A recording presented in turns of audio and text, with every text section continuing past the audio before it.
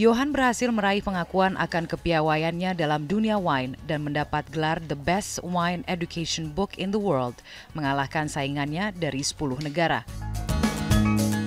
Memang, image wine selalu menempel sebagai minuman kelas atas.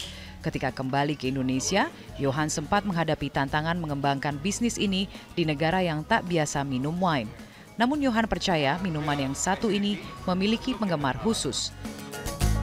Penggemar wine baik yang casual maupun yang loyal telah mengerti wine mana yang dapat dinikmati tergantung dari kemampuan penikmatnya. Oke, Johan sudah pernah memiliki sebuah restoran yang juga specialty-nya di wine. Kemudian sekarang sudah tidak ada lagi dan masih tentunya fokus di dunia wine khususnya untuk distribusi ya, khususnya. Iya, betul. Sejumlah brand dan jumlahnya ratusan brand untuk masuk di Indonesia. Betul. Tapi sebenarnya bisa diceritakan apa sih pengaruhnya restoran ini bagi Johan sendiri khususnya di industri wine dan juga karir Johan. Dan begitu tidak ada lagi, apa yang dilakukan oleh Johan untuk bisa meningkatkan awareness khususnya? Oke, jadi gini, Tom, gue dulu pertama di industri wine di Indonesia itu mulai sebetulnya sebagai penulis. Nulis artikel di koran, di majalah, terus kemudian nulis buku gitu ya. Informasi yang saya dapat itu kebanyakan dari prinsipal. Begitu saya bikin decanter, itu 5 tahun. Dalam 5 tahun itu tiap malam saya ketemu end user langsung. Saya langsung dengar mereka tuh sukanya apa, nggak sukanya apa, cocoknya makanan apa, sukanya minum wine ini sama makanan apa dan lain-lain. Saya langsung bersentuhan dengan consumer experience. Nah, itu pelajaran yang luar biasa. Sebenarnya kalau persaingan minuman seperti wine terus dibandingkan dengan minuman beralkohol jenis lain misalnya, itu seperti apa di Indonesia? Kalau di Indonesia sendiri sekarang by volume masih tetap bir, by volume. Tapi the highest growth itu sekarang adalah wine. Karena di dalam ekonomi yang selalu tumbuh secara positif, people want the finer things in life, ya. Jadi yang dicari itu bukan maboknya, tapi prestige-nya, tapi the experience, the culinary experience. Sehingga orang akhirnya bergeser dari minuman beralkohol yang entry level katakanlah menjadi minuman beralkohol yang lebih oke. Kalau kita lihat sekarang Spirit aja ya, vodka yang dulu merek tertentu aja sekarang pilihan di market merek-merek yang premium jadi lebih banyak. Kenapa? Karena orang yang dikejar prestisnya sekarang. Nah, tapi kalau lihat dari Indonesia sendiri, mayoritas pembeli wine di Indonesia apakah satu misalnya kolektor, dua hanya untuk hangout dalam arti dia dalam kelas prestis juga, atau ketiga orang-orang yang ingin meningkatkan kemampuan knowledge-nya mereka soal wine dalam arti saya mau coba ini deh atau saya mau coba ini. Dari 3 kategori ini mana yang paling banyak? Unfortunately saya nggak punya statistik yang yang cukup meyakinkan soal ini.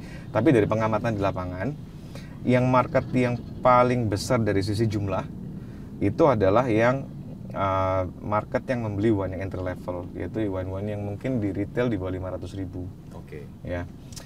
Itu yang paling banyak, dan frekuensi mereka minum wine seperti itu juga paling tinggi. Tapi ada juga market yang berkontribusi secara value bukan secara volume. Wine-nya nggak banyak tapi harganya puluhan juta atau ratusan juta. Tapi dari segi lidah sekarang, taste. Tentu Johan juga mempelajari kan.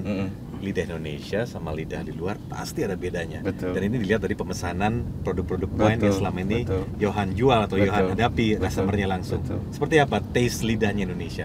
Iya, taste lidah Indonesia tetap yang fruity, ya, tidak terlalu sepet, tidak terlalu asam. Nah, ini it makes the bulk of the market gitu ya. Tantangan juga dong berarti ya? Menjual tantangan juga dong berarti menjadi produk seperti ini? Oh enggak, justru enggak. Oh enggak? Menjual produk seperti ini gampang banget. Yang penting taste-nya oke, harganya oke.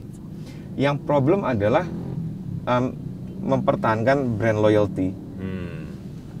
Misalnya Moscato, minuman wine yang manis, light gitu ya. Orang yang dicari Moscato-nya, nggak peduli mereknya. Jadi switching dari satu brand ke brand yang lain gampang banget. Nah, sekarang bicara soal profesi. Saya harus menyebut Johannes sebagai apa? Karena kalau dilihat dari perjalanannya dari penulis ya.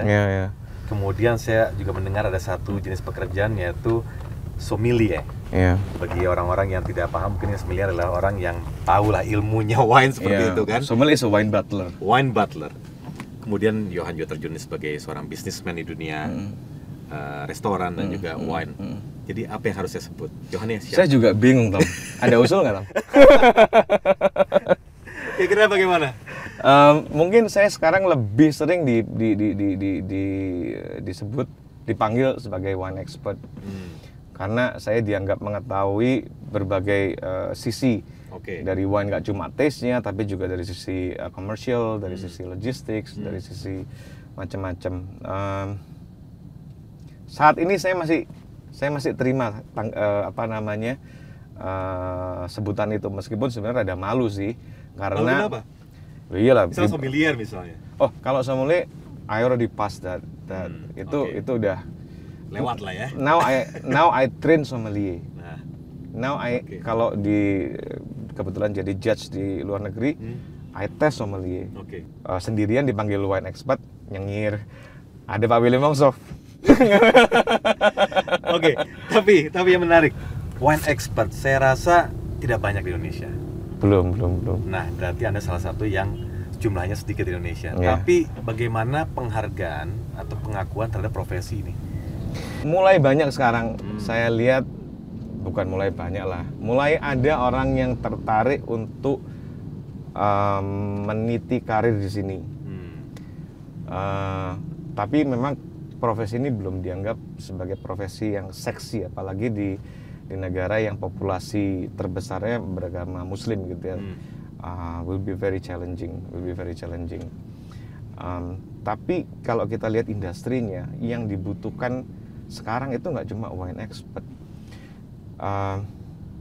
Banyak sekali hotel membutuhkan sommelier. Banyak universitas yang punya jurusan perhotelan butuh dosen yang kompeten soal minuman yang satu ini. Dari sisi distribusi komersial itu, waduh, saya nyari orangnya sekarang susah banget.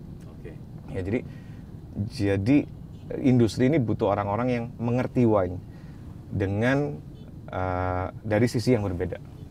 Dari sisi yang berbeda. The real money for being consultant itu berapa?